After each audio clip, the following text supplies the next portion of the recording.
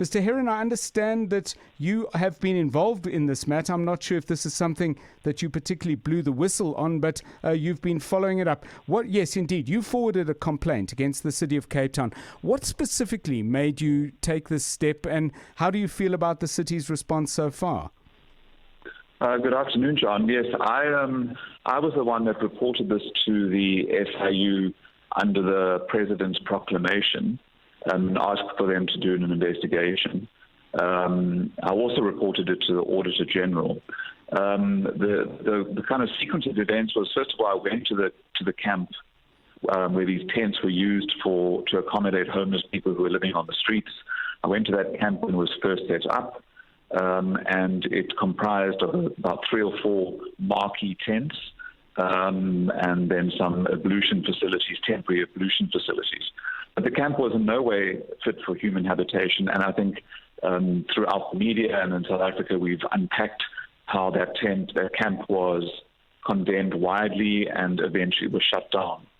The visit to the camp prompted me to ask questions in Parliament regarding the process and the costs of that setting up that homeless camp.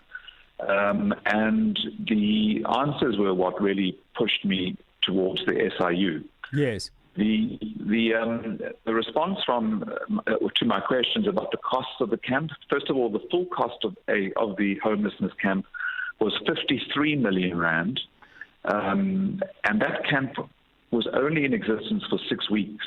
So from the end of March or beginning of April to the middle of May. So the City of Cape Town spent 53 million rand on a 6-week camp. The tents were not purchased, they were hired. So the 42 million rand in irregular expenditure was related to the hiring of marquee tents to accommodate about 2,000 homeless people at this camp. The actual cost of the tents was 43.8 million rand. So right. What the SIU was saying was that the irregular part or the excessive part was about 42 million of the 43 right. or 44 million rand in hiring costs. So that's really, the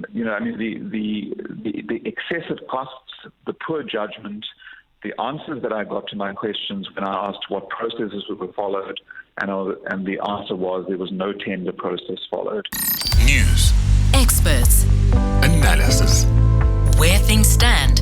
What you need to know. Drive home with John Perlman On 702.